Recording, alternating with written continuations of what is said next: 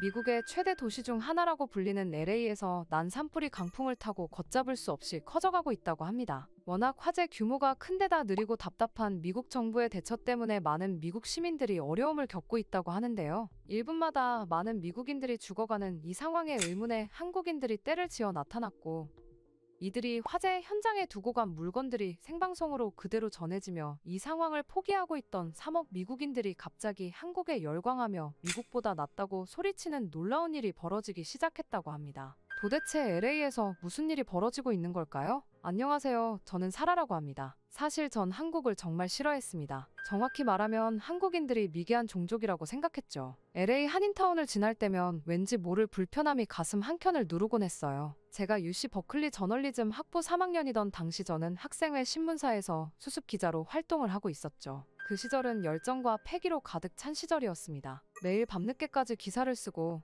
취재하고 그런 제 모습을 박진아 교수님은 특별히 예뻐해 주셨어요. 재미교포 2세였던 박진아 교수님은 제게 가장 신뢰하는 멘토였습니다. 교수님의 기대에 부응하고 싶었던 저는 늘 특종을 꿈꾸었어요. 그러다 우연히 귀에 들어온 소문 하나가 제 인생을 바꿔놓게 될 줄은 몰랐죠. 중국인 유학생들 사이에서 시험 답안지가 돌아다닌대. 처음엔 단순한 소문으로 치부했어요. 하지만 취재를 거듭할수록 이상한 점들이 눈에 들어왔습니다. 시험 직전마다 도서관 구석에 모여 수상한 분위기를 풍기는 중국인 학생들. 놀랍도록 비슷한 답안 내용. 거기다 몇몇 학생들의 익명 제보까지 더해지면서 저는 확신을 갖게 됐어요. 그렇게 편집장 선거를 앞두고 있던 때였습니다. 저는 이 특종으로 편집장 자리를 노렸어요. 한 달간 취재를 했고 마침내 캠퍼스의 그림자, 부정행위의 실태라는 기사를 발행했죠. 그런데 이건 명백한 아시안 혐오야. 그렇게 기사가 나간 다음 날 도서관 앞 광장에서 시위가 일어났어요. 중국인 학생회가 주도한 시위였는데 놀랍게도 거기에 한인 학생회도 동참했더군요. 그 순간 저는 한국이나 중국이나 똑같다는 생각을 하게 되었습니다. 너희는 우리를 모두 똑같이 보는 거야?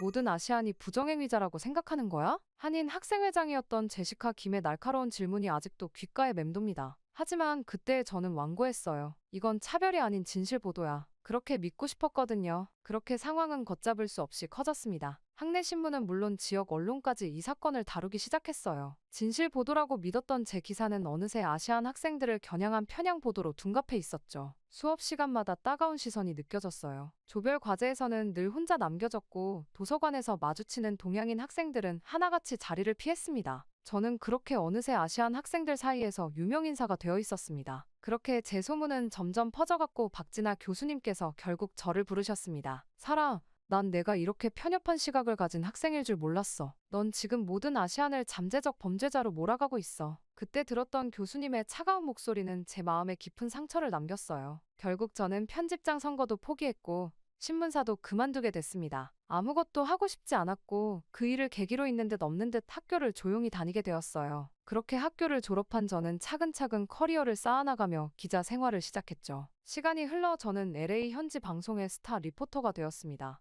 여러 개의 특종 기사를 연달아 내보냈거든요. 그렇게 ABC 방송의 스카우트 제안도 받았습니다. 그렇게 이직 전 회사에서 마지막 특집 방송을 해달라는 요청을 받게 되었죠. 저는 잡음없이 이직을 하고 싶어 회사의 요청을 선뜻 받아냈습니다. 톰슨, LA 북부 산불 취재 준비는 다 됐나? 톰 미첼 국장의 호출에 저는 서둘러 가방을 챙겼습니다. 네, 미첼 국장님, 완벽하게 해내겠습니다. 저는 그렇게 취재를 위해서 LA 북부 지역으로 향했습니다. 새벽부터 타오르기 시작한 산불은 LA 외곽을 검붉게 물들이고 있었어요. 생방송 중계를 위해 실버레이크 지역에 도착했을 때 하늘은 이미 잿빛이었죠. 바람을 타고 날아오는 새들이 하얀 눈처럼 차창에 내려앉았습니다. 여기는 LA 북부 실버레이크 지역입니다. 새벽 3시경 발생한 산불이 주거 지역으로 빠르게 번지고 있어. 리포트를 마친 저는 마이크를 내리고 주변을 둘러보았어요. 여기저기서 사이렌 소리가 울려 퍼졌고 소방차들이 쉴 새 없이 현장으로 진입했습니다. 하지만 바람이 너무 거세서 화재 진압이 쉽지 않아 보였어요. 갑작스러운 대피령의 주민들은 허둥지둥 짐을 챙기고 있었습니다. 새벽잠에서 깨어난 아이들은 울음을 터뜨렸고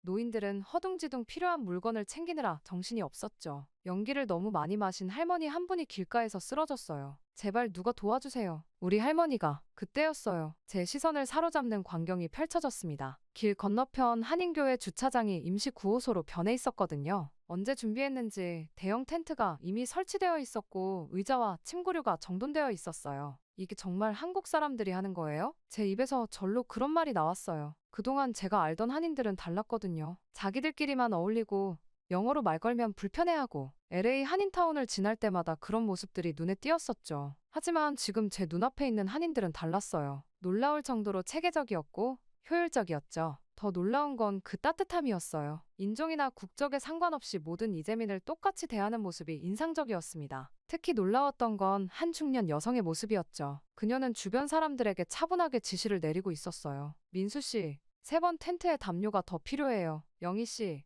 연기 흡입 환자분들 응급처치 준비해주세요. 나중에 알게 된 사실이지만 그분이 바로 김선영 씨였어요. LA 한인 마트 연합회를 이끄는 분이었죠. 그녀의 지휘 아래 한인들은 놀라울 정도로 체계적으로 움직였습니다. 트럭 세대 분량의 생수와 즉석식품이 끊임없이 공수되었고 한인 의사들은 임시 진료소를 차려 연기 흡입 환자들을 돌보고 있었어요. 젊은 한인들은 영어와 한국어를 번갈아가며 통역을 해주고 있었습니다. 정말 원어민이라고 해도 손색이 없을 정도로 영어를 정말 잘해서 저절로 눈이 커졌습니다. 미용실 원장들은 대피소에서 이재민들의 머리를 정리해주고 있었죠. 특히 인상 깊었던 건 아까 그 할머니를 돌보는 모습이었어요. 그 할머니는 흑인이었는데 한인 의사 2분이 재빨리 달려와 응급처치를 해주었고 김선영 씨는 할머니의 손을 잡고 계속 위로해 주었죠. 괜찮으세요? 이제 안전하니까 걱정 마세요. 우리가 도와드릴게요. 순간 대학 시절이 떠올랐어요. 대학에서 봤던 한국인들과 지금 제 눈앞에 펼쳐진 한국인들은 너무나 달랐기 때문이었죠. 그때 연기 냄새 사이로 김치찌개 향이 퍼졌습니다. 처음엔 그저 이상한 냄새라고 생각했는데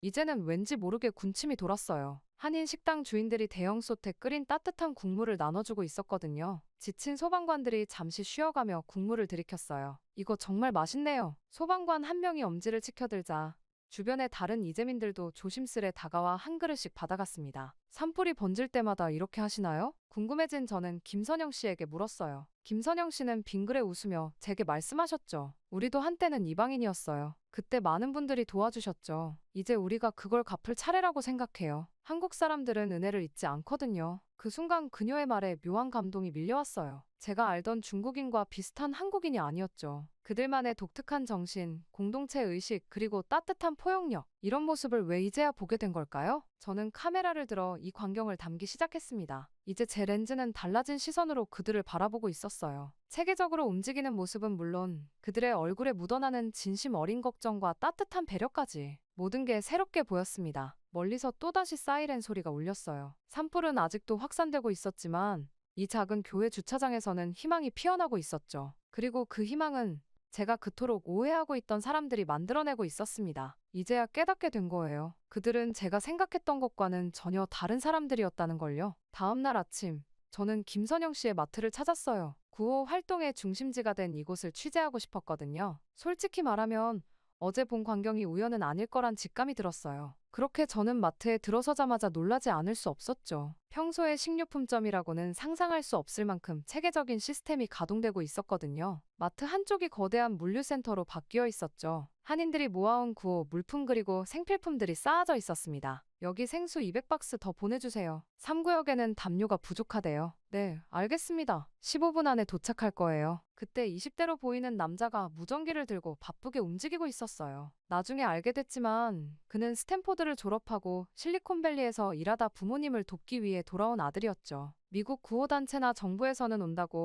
온다고 하면서 오지도 않았는데 여러분들은 어떻게 이렇게 빨리 대응하신 거예요? 제가 물었을 때 김선영 씨는 담담하게 대답했어요. 정부 지원은 항상 늦어요. 서류 작업하고 승인받고 그 사이에 사람들은 굶고 떨어야 하죠. 우리는 그걸 알아요. 그래서 먼저 움직이는 거예요. 또한 실버레이크 지역의 공식 대피소는 아직도 준비 중이었어요. 담당 공무원들은 책임 소재를 따지느라 시간을 보내고 있었고 구호물자를 실은 트럭들은 행정 절차 때문에 창고에 발이 묶여 있었죠. 여기 계신 분들 중 절반은 공식 대피소에서 자리가 나기를 기다리는 분들이에요. 소방서에서도 우리한테 연락이 와요. 환자들을 받아줄 수 있냐고. 놀랍게도 현장에서는 이미 한인 커뮤니티가 비공식적인 지휘본부 역할을 하고 있었어요. 소방관들은 한인 교회로 삼시세끼를 먹으러 왔고 경찰들은 한인 봉사자들에게 최신 현장 상황을 공유했습니다. 작년 허리케인 때도 그랬어요. LA시에서 공식적으로 우리 한인회에 협조 요청이 왔었죠. 그만큼 우리 시스템을 신뢰한다는 거겠죠. 옆에서 이야기를 듣고 있던 젊은 한인 봉사자가 덧붙였어요. 우리는 재난 대비 매뉴얼도 있고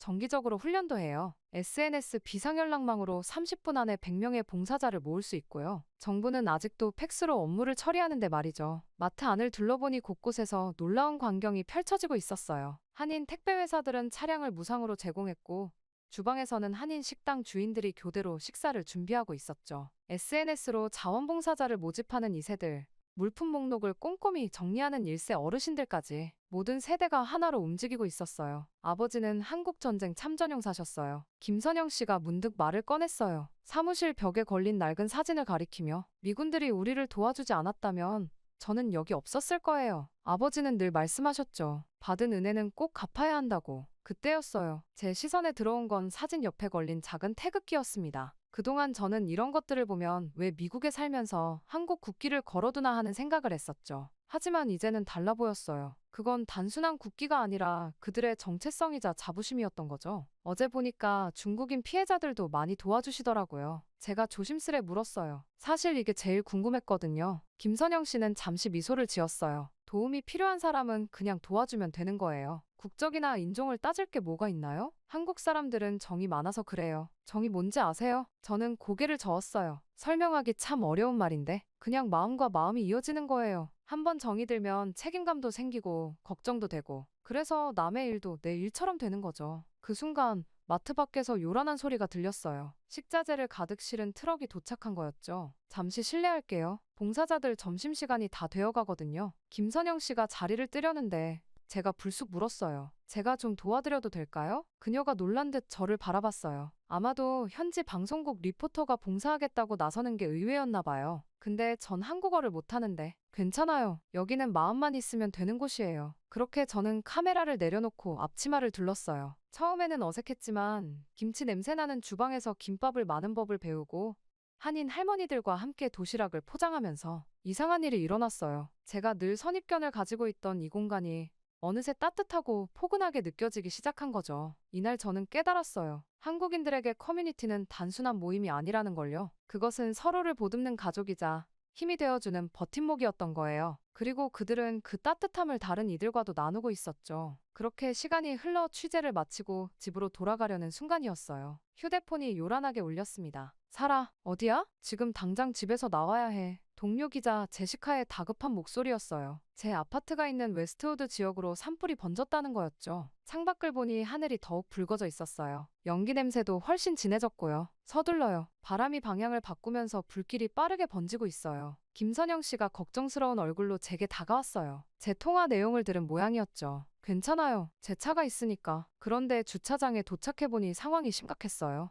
도로가 이미 마비된 상태였거든요. 모두들 대피하려다 보니 길이 꽉 막혀버린 거죠. 주변에서는 경찰 사이렌 소리가 요란하게 울려 퍼졌어요. 이러다가는 제가 말을 끝맺기도 전에 김선영 씨가 누군가에게 전화를 걸기 시작했어요. 민수 씨, 네, 지금 바로 필요해요. 웨스트우드로 가는. 그리고 10분 후 믿기 힘든 광경이 펼쳐졌어요. 좁은 골목길을 통해 한 밴이 우리를 향해 달려오고 있었거든요. 나중에 알게 된 사실이지만 한인 택배 회사들은 이런 비상 상황을 대비해서 골목길 지도까지 준비해두고 있었다네요. 어서 타요. 민수 씨가 뒷길로 데려다 줄 거예요. 하지만 제 짐이 지금은 생명이 먼저예요. 짐은 나중에 찾으면 돼요. 그래도 저는 망설였어요. 평생 모은 물건들, 특히 대학 시절부터 모아온 취재 자료들을 두고 가기가 힘들었거든요. 그때 김선영 씨가 제 손을 잡았어요. 우리가 도와드릴게요. 제 아들이 소방관이에요. 상황이 나아지면 바로 확인하러 갈 수 있어요. 그 순간 저도 모르게 눈물이 났어요. 이상하죠? 얼마 전까지만 해도 거리감을 두었던 한인들인데 지금은 이렇게 믿고 의지하게 될 줄은 몰랐으니까요. 그렇게 선영 씨의 차는 정말 놀라운 속도로 골목길을 빠져나갔어요. 운전하는 민수 씨는 능숙하게 지름길을 찾아갔고 덕분에 우리는 교통체증을 피해 한인 커뮤니티 센터에 무사히 도착할 수 있었죠. 여기서 좀 쉬어요. 이미 100명 정도가 와 있어요. 그렇게 센터에 들어서자 질서정연한 광경이 펼쳐졌어요. 아이들을 위한 공간,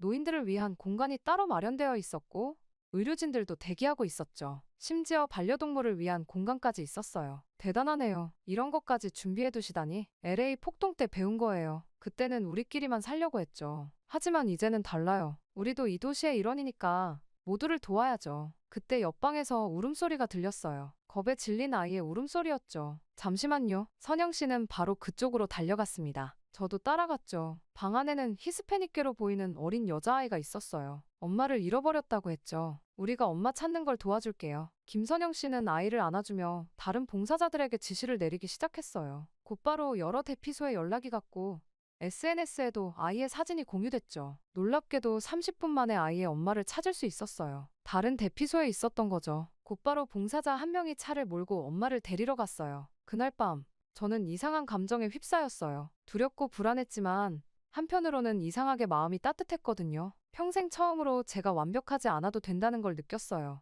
누군가에게 의지해도 된다는 걸 알게 된 거죠. 여기 따뜻한 국물이에요. 드세요. 한인 할머니 한 분이 라면을 건네주셨어요. 처음엔 서툴게 젓가락질을 하는 제게 웃음 짓더니 이내 포크를 가져다 주셨죠. 한국 사람들은 이런 게 좋아요. 서로 불편한 거 알아서 챙겨주고. 김선영 씨의 말이 이제야 이해가 되기 시작했어요. 정이라는 게 이런 거였던 걸까요? 그렇게 저는 왜인지 모를 따뜻함을 느끼며 잠에 들었습니다. 산불 사태 취재를 시작한 이후에 이렇게 편안히 잠에 든 것도 정말 오랜만이었죠. 자, 이제 아침 식사 시작하겠습니다. 우렁찬 목소리에 저는 졸린 눈을 비비며 일어났습니다. 식당으로 변한 강당에서는 벌써 분주한 움직임이 시작되고 있었어요. 놀라웠던 건 이곳의 식사가 단순한 급식이 아니었다는 거예요. 한인 식당 주인들이 교대로 와서 매일 따뜻한 밥과 국을 준비했거든요. 오늘은 미역국이에요. 한국에서는 생일에 꼭 먹는 음식이죠. 그때였습니다. 옆자리에 할머니가 수줍게 말을 걸어오셨어요. 그동안 외면했던 그 특유의 억양이 이제는 왠지 정겹게 느껴졌어요. 어머니, 전 이런 거 처음 먹어보는데. 아이고, 그럼 내가 알려줄게. 이렇게 밥을 국물에 말아서 할머니는 마치 손녀를 대하듯 정성스레 미역국 먹는 법을 알려주셨습니다. 그 모습을 본 다른 피난민들도 호기심을 보였고 어느새 우리 테이블은 작은 문화 교류의 장이 되어 있었죠. 여기 계신 분들 중에 졸업식 놓친 학생 있나요? 갑자기 들려온 목소리에 고개를 돌렸어요. 한인 미용실 원장님들이 대피소를 찾아온 거였죠. 우리가 머리 좀 예쁘게 해줄게요. 사진이라도 찍어야지. 그렇게 시작된 즉석 미용실은 금세 대피소의 인기 공간이 되었어요. 헤어스타일을 바꾸는 것만으로도 사람들의 표정이 밝아졌거든요. 특히 흑인 소녀의 곱슬머리를 정성스레 다루며 아이에게 친근하게 말을 걸어주시는 모습이 인상 깊었습니다. 제가 생각했던 한국인의 이미지와는 많이 달랐거든요. 할머니, 영어 가르쳐주세요. 한쪽에서는 귀여운 광경이 펼쳐지고 있었어요. 한인 할머니들이 영어를 배우겠다고 나선 거죠. 선생님은 다름 아닌 대피소에 있던 흑인 중학생이었어요. 서툰 발음으로 땡큐를 연습하는 할머니들의 모습에 아이는 진지한 표정으로 고개를 끄덕였죠. 우리도 처음엔 다 그랬어요. 김선영 씨가 제 옆에 앉으며 말했어요. 뭐가요? 이방인으로 살아가는 게 얼마나 힘든지. 그래서 더 잘 알아요. 서로 돕지 않으면 안 된다는 걸. 창밖으로는 여전히 붉은 하늘이 보였어요. 하지만 이상하게도 더 이상 두렵지 않았죠. 대신 궁금해졌어요. 이 사람들의 이야기가, 그들이 걸어온 길이, 그리고 그 속에 담긴 지혜가. 우리 점심엔 뭐 먹어요? 제가 웃으며 물었어요. 처음으로 한인 음식이 기다려졌거든요. 오늘은 김치찌개예요. 매운데 괜찮아요? 네, 도전해볼게요. 아, 그리고 김선영 씨, 젓가락 좀 가르쳐 주실래요? 우리는 함께 웃었어요. 어제까지만 해도 거리감이 느껴지던 이곳이 이제는 마치 오래된 이웃집 같아졌으니까요. 새삼 제가 이곳을 좋아하게 된 게, 한국인들을 좋아하게 된 게 신기했습니다. 하지만 한편으로는 감사한 마음도 생겼어요. 사실 저는 종종 대학 시절에 그 일로부터 벗어나지 못한 것 같다는 생각이 들었거든요. 그래서인지 그런 트라우마로부터 벗어난 것만 같았습니다. 그날 밤 대피소의 작은 테이블에서 김선영 씨와 마주 앉았어요. 소방서에서 온 연락으로는 산불이 아직도 잡히지 않았다고 했죠. 창밖으로 보이는 하늘은 여전히 불길한 붉은 빛이었어요. 커피 한잔 하실래요? 김선영 씨가 건네준 커피는 의외로 아메리카노였어요. 제가 놀란 표정을 짓자 그녀가 웃으며 말했죠. 놀라셨죠? 우리도 다 스타벅스 가요. 인스타그램도 하고 넷플릭스도 봐요. 한인들이 꼭 전통적인 것만 고집한다고 생각하시는 것 같은데 그 말에 제 얼굴이 붉어졌어요. 그동안 저도 모르게 한인들을 구시대적이라고만 생각했던 제 모습이 부끄러워졌거든요. 사실 제가 대학생 때 안 좋은 일이 있었어요. 용기를 내어 제 이야기를 꺼냈어요. UC 버클리에서 있었던 일, 중국인 학생들과의 갈등, 그리고 그때부터 시작된 아시아계에 대한 편견까지 처음으로 누군가에게 그 이야기를 하는 거였어요. 김선영 씨는 조용히 제 이야기를 들어주었어요. 그리고 잠시 침묵이 흐른 뒤 그녀도 자신의 이야기를 들려주기 시작했죠. 저도 비슷한 경험이 있어요. 90년대 LA 폭동 때였죠. 그때 우리는 정말 무서웠어요. 누구도 우리를 보호해주지 않았거든요. 경찰도, 정부도. 그래서 우리끼리만 뭉쳤던 거예요. 그때 그녀의 목소리에서 그때의 두려움이 아직도 생생하게 느껴졌어요. 하지만 그게 전부는 아니었어요. 폭동이 끝나고 우리가 가게를 다시 열었을 때 흑인 이웃들이 찾아왔어요. 미안하다고, 다시 시작하자고. 그때 깨달았죠. 우리도 변해야 한다는 걸. 어떻게 변하셨어요? 우선 영어를 배웠어요. 주민회의에도 나가고 지역 행사에도 참여했죠. 힘들었지만 그렇게 조금씩 벽을 허물어갔어요. 지금은 오히려 우리가 먼저 다가가려고 해요. 이제는 LA가 우리 집이니까요. 그녀의 말에 깊은 울림이 있었어요. 마치 거울을 보는 것 같았달까요? 저도 모르게 제 안에 쌓아두었던 벽이 보이기 시작했거든요. 근데 말이에요. 사라 씨, 우리가 중국인과 비슷해 보이나요? 갑작스러운 질문에 저는 말을 잃었어요. 그동안 얼마나 쉽게 그들을 한 묶음으로 생각했는지 새삼 깨달았거든요. 한국인들은요, 참 독특한 민족이에요. 빨리빨리 문화도 있고 눈치 문화도 있고 때론 너무 빡빡하다고 할 정도로 체계적이죠. 하지만 그만큼 정도 많아요. 누군가 어려움에 처하면 발벗고 나서는 것도 그래서예요. 그 순간 창밖에서 들리는 소방차 사이렌 소리에 우리는 잠시 말을 멈췄습니다. 그때 옆방에서 누군가가 노래를 부르기 시작했죠. 한국 노래였는데 이상하게도 슬프지 않고 희망차게 들렸어요. 신기하게도 다 같이 그 노래를 따라 부르기 시작하니 힘이 나는 것만 같았습니다. 그때 선영 씨가 말해주었습니다. 저건 아리랑이에요. 우리나라의 대표적인 민요죠. 슬픈 내용인데도 희망이 담겨 있어요. 어떤 어려움이 와도 이겨내자는 마치 지금 이 상황 같네요. 그렇죠? 우리는 이미 많은 것을 이겨냈어요. LA 폭동도 이민자로서의 차별도. 그래서 더 잘 알아요. 서로 돕지 않으면 안 된다는 걸. 그날 밤 저는 편안한 마음으로 잠들 수 있었어요. 제 안에 있던 딱딱한 벽이 마치 봄눈 녹듯이 녹아내리는 것 같았거든요. 그리고 그 자리에 새로운 이해와 존중이 자라나고 있었죠. 그렇게 시간이 흘러 산불 발생 나흘째 되는 날, 톰 미첼 국장님이 제가 머물고 있는 한인 커뮤니티 센터를 찾아왔어요. 사라, 괜찮아? ABC 방송에서 자꾸 연락이 오는데 저는 그제서야 생각났어요. 제가 원래 이번 주말이면 ABC 방송으로 옮기기로 되어 있었다는 걸. 하지만 이상하게도 더 이상 그게 중요하게 느껴지지 않았어요. 국장님, 제가 지금 굉장한 걸 발견했어요. 저는 흥분된 목소리로 이야기를 시작했어요. 한인 커뮤니티의 재난 대응 시스템, 소방서와의 협력 관계, 그리고 무엇보다 그들만의 독특한 공동체 정신까지. 여기 봐요. 한인 택배 회사들이 만든 골목길 지도예요. LA시에서도 못 만든 거라던데. 그리고 이건 실시간 대피소 현황 공유 시스템이에요. SNS로 운영되는데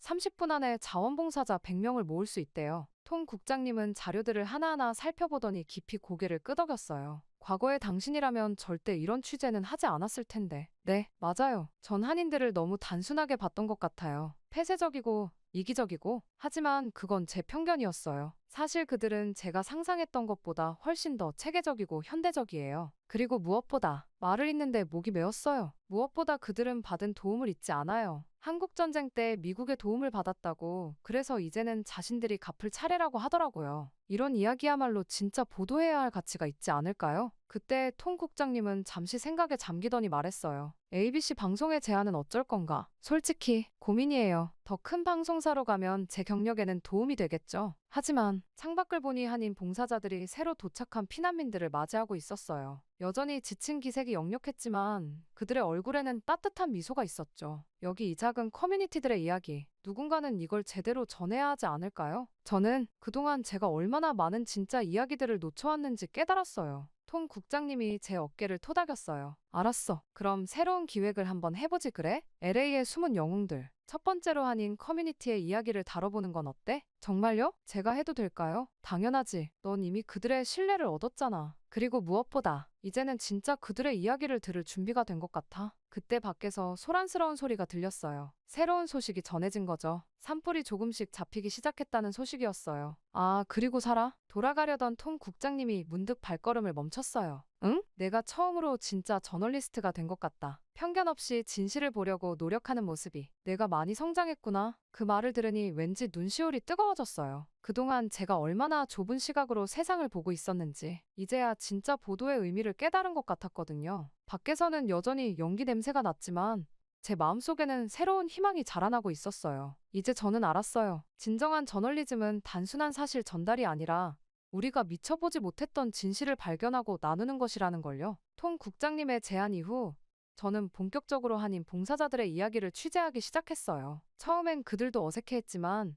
제가 직접 봉사활동에 참여하면서 자연스럽게 마음을 열어주었죠. 저희 가족은 3대째 미국에서 살고 있어요. 16살 제니가 통역 봉사를 하면서 들려준 이야기예요. 그녀는 매일 아침 6시에 일어나 SNS로 실시간 대피 정보를 업데이트했죠. 할아버지가 항상 말씀하셨어요. 우리가 이 나라에서 받은 게 많으니 돌려줘야 한다고. 그게 한국 사람의 도리라고요. 제니 옆에서는 70대의 할머니가 김밥을 마느라 바빴어요. 놀라운 건 그 할머니가 전직 은행 지점장이었다는 거예요. 미국에 처음 왔을 때는 영어 한마디도 못했어요. 김밥 장사부터 시작했죠. 그래도 열심히 공부해서 은행원이 됐어요. 이제는 제가 받은 도움을 갚을 차례예요. 한쪽에서는 청년들이 무전기를 들고 바쁘게 움직이고 있었어요. UCLA 공대생들이 자체 개발한 재난정보 앱으로 소방서와 실시간 소통을 하고 있었죠. 소방서 시스템보다 우리 앱이 더 빠르대요. 24살 마이클이 자랑스럽게 말했어요. 그는 실리콘밸리 취업 제안을 받았지만 지역 사회를 위해 LA에 남기로 했대요. 한국에는 식구라는 말이 있어요. 한 가족처럼 밥을 같이 먹는 사람들이란 뜻이죠. 저희에겐 이 커뮤니티가 바로 식구예요. 특히 인상 깊었던 건 한 태권도장 관장님의 모습이었어요. 그는 매일 아침 대피소 아이들을 위해 무료 태권도 수업을 진행했죠. 운동하면서 스트레스도 풀고 규율도 배우고 아이들이 이 힘든 시간을 이겨내는데 도움이 됐으면 해요. 그의 수업에는 인종에 관계없이 많은 아이들이 참여했어요. 태권도 구호를 외치는 아이들의 웃음소리가 대피소를 가득 채웠죠. 또한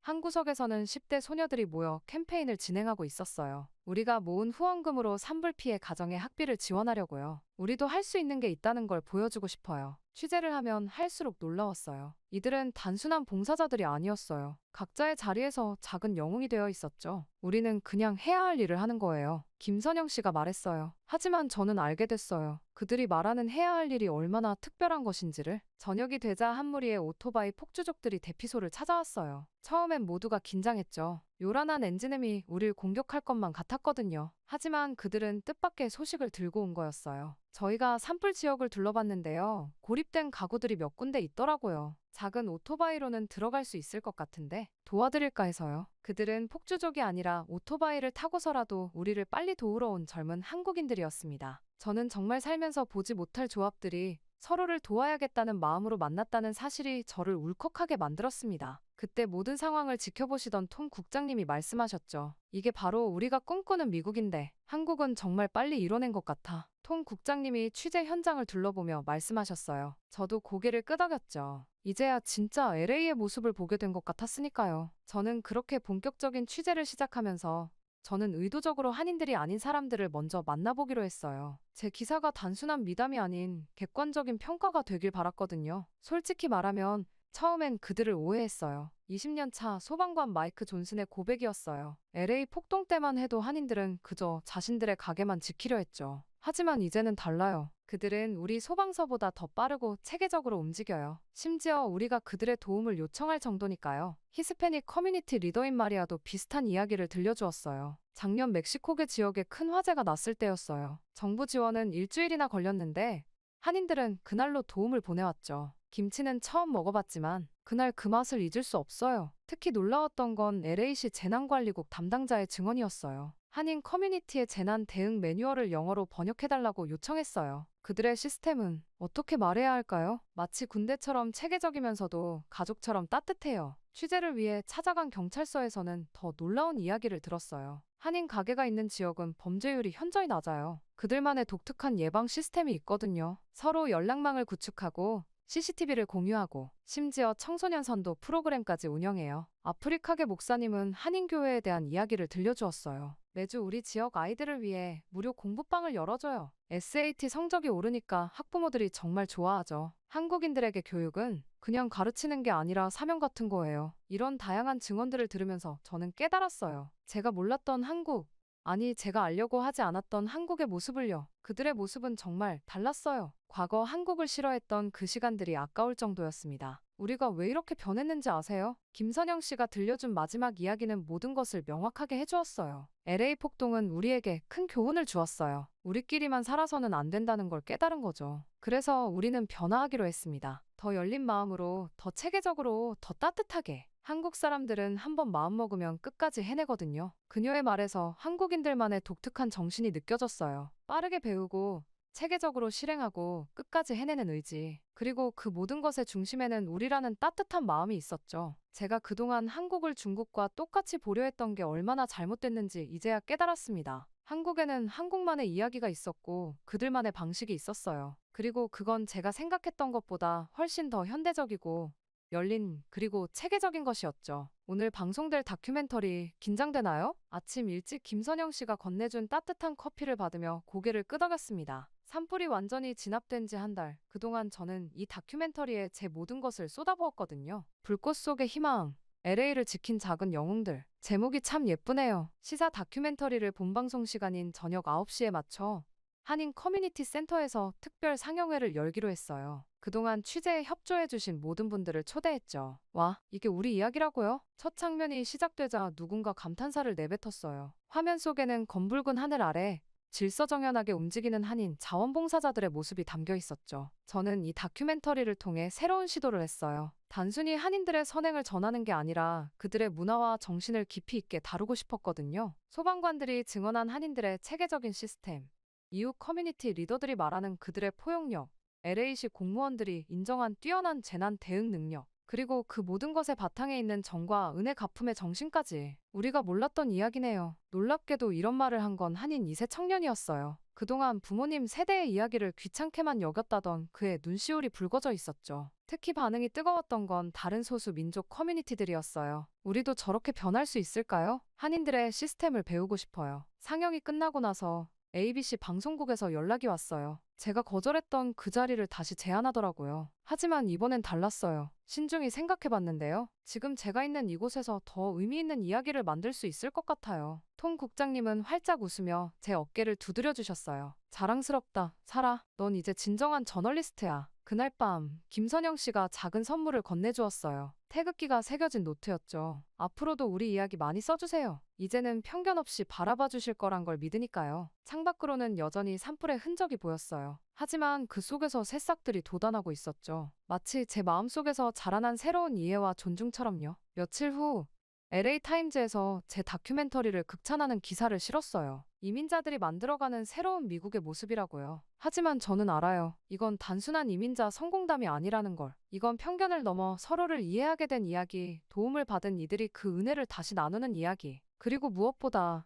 LA라는 도시가 진정한 다문화 사회로 한 걸음 더 나아가는 이야기였죠. 다음 프로젝트는 뭔가요? 떠나기 전 누군가 물었어요. 저는 빙그레 웃으며 대답했죠. 정의라는 단어의 의미를 제대로 전하는 게 제 다음 목표예요. 그게 한국인들을 이해하는 첫걸음일 것 같거든요. 그렇게 저는 다시 일상으로 돌아갔습니다. 1년 후 LA 지역 방송국의 풍경이 조금 달라졌어요. 제 책상 옆에는 한국계 인턴 기자 3명이 새로 자리 잡았거든요. 제가 시작한 마이너리티 저널리스트 멘토링 프로그램 덕분이었죠. 사라 선배님, 이번에 한인 청년들이 시작한 홈리스 지원 프로젝트 취재해볼까요? 제니라는 인턴이 제안했어요. 그 애는 UC 버클리 출신이에요. 그것도 제가 그때 그 기사를 썼던 바로 그 학교 신문사 출신이죠. 운명이란 게 참 묘한 것 같다는 생각이 들었습니다. 그래서인지 제니를 더욱 신경 쓰고 잘해주게 되더라고요. 그래, 좋은 아이디어야. 근데 단순한 선행 기사로 끝내지 말고. 네, 알아요. 그들만의 독특한 문화와 정신을 담아내야죠. 선배님한테 배웠잖아요. 웃으며 대화를 나누는 우리를 보며 톰 국장님이 다가왔어요. 사라, 자네 기사 봤나? LA 타임즈에서 우리 방송국 다문화 저널리즘의 새로운 표준이라고 극찬했더군. 지난 1년간 저는 계속해서 한인 커뮤니티의 이야기를 취재했어요. 하지만 이제는 달랐죠. 단순한 미담이나 성공 스토리가 아닌 그들만의 독특한 가치와 문화를 깊이 있게 다루려 노력했거든요. 그리고 그 과정에서 놀라운 일들이 일어났어요. 선영 씨, 오늘 퇴근하고 시간 되세요? 제가 김치찌개 만드는 법 좀 배우고 싶은데. 이제 저는 매주 금요일마다 김선영 씨의 마트에서 한식 요리를 배워요. 처음에는 서툴렀지만 이제는 제법 맛있게 된다나요? 한인 할머니들이 인정해 주셨거든요. 또한 한국어도 조금씩 배우기 시작했어요. 아직은 안녕하세요, 감사합니다 정도지만 그래도 이제 한인 커뮤니티에 가면 할머니들이 반갑게 맞아주세요. 사라야, 이제 우리 며느리 다 됐다. 농담 삼아 하시는 말씀이지만 이상하게 기분이 좋아요. 예전에는 상상도 못했던 일이죠. 박진아 교수님께도 편지를 썼어요. 그리고 얼마 전에 답장을 받았죠. 내가 이렇게 성장할 줄 알았어. 다음에 버클리에 와서 특강 한번 해주지 않을래? 책상 한켠에는 아직도 그때 그 태극기가 꽂혀 있어요. 이제는 단순한 장식품이 아니에요. 그건 제 변화의 상징이자 새로운 시작을 알리는 깃발이 되었죠. 자, 오늘은 어떤 이야기를 만들어 볼까? 노트북을 열며 생각해요. 이제 제 기사에는 늘 두 개의 시선이 담겨 있어요. 차가운 저널리스트의 시선과 따뜻한 정의 시선, 편견의 벽을 허물고 서로를 이해하는 이야기. 그게 바로 제가 앞으로도 계속 전하고 싶은 이야기니까요. 문득 지금까지의 일이 떠올랐습니다. 지난 날을 돌아보면 부끄러워요. 제가 얼마나 좁은 시각으로 세상을 바라보고 있었는지 이제야 알겠거든요. 편견이란 게 참 무서운 거더라고요. 한 번 생기면 모든 것을 그 색으로만 보게 되니까요. 전 한국과 중국을 똑같이 보았어요. 집단주의적이고 폐쇄적이고 이기적이라고요. 대학 시절에 그 사건이 제 눈을 그렇게 물들여 놓았던 거죠. 하지만 이제는 알아요. 제가 얼마나 큰 실수를 하고 있었는지를. 그러나 취재를 하며 만난 한국인들은 달랐어요. 그들은 함께하되 획일적이지 않았고 전통을 지키면서도 변화를 두려워하지 않았어요. 무엇보다 놀라웠던 건 그들이 가진 나눔의 철학이었죠. 자신들이 받은 도움을 잊지 않고 더 큰 사랑으로 돌려주는 모습. 또한 산불 속에서 만난 한인들은 제게 진정한 용기가 무엇인지 가르쳐줬어요. 재난 앞에서도 흔들리지 않는 체계성, 서로를 보듬는 따뜻함, 그리고 낯선 이들에게도 기꺼이 손을 내미는 포용력까지. 이제 저는 달라졌어요. 더 이상 한 문화를 단순히 판단하지 않아요. 모든 문화에는 그들만의 이야기가 있다는 걸 알게 됐으니까요. 한국인들이 가진 정의 문화는 제가 알던 어떤 가치와도 달랐어요. 그건 단순한 정서적 유대가 아닌 책임과 사랑이 공존하는 특별한 것이었죠. 사라, 다음 기사는 뭐야? 톰 국장님이 물으셨을 때 저는 확신의 찬 목소리로 대답했어요. 다음은 우리라는 단어의 의미에 대해 쓰고 싶어요. 한국인들에게 우리는 단순한 복수가 아니더라고요. 그건 서로에 대한 신뢰이자 약속이자 사랑이에요. 제 책상에는 이제 새로운 기사를 위한 취재 노트가 놓여 있어요. 첫 페이지에는 이렇게 적혀 있죠. 편견은 우리가 만든 벽이다. 그리고 그 벽을 부수는 것도 우리의 몫이다. 때로는 한 번의 진심 어린 마주침이면 충분하다. 그것이 산불 속에서 피어난 희망이든 낯선 이의 따뜻한 손길이든 저는 한국 덕분에 편견을 부수고 연대의 의미에 대해서 그리고 더불어 살아가는 것에 대해서 많이 배우고 알 수 있었어요. 쉽지 않았던 LA 취재권에 대해 다른 동료 기자들과 이야기하면 그 취재에 뛰어든 것에 후회하지 않냐는 질문을 많이 듣기도 합니다. 하지만 저는 항상 이렇게 대답해요. 후회하지 않고 잘한 선택이라고요. 그 취재에서 만난 한국인들이 아니었다면 저는 아직도 불평을 가득 안고서 그들을 미워한 채 살아갔을 테니까요. 그래서 한국에게 너무 고맙습니다. 이야기를 하다 보니 이렇게 길어졌네요. 제 이야기는 여기까지입니다. 모두 행복하세요. 오늘의 사연 재미있게 들으셨나요? 오늘의 사연이 마음에 드셨다면 구독과 좋아요를 눌러주세요. 여러분의 구독과 좋아요는 계속해서 좋은 사연을 소개할 수 있는 힘이 됩니다. 이상 감동저장소였습니다.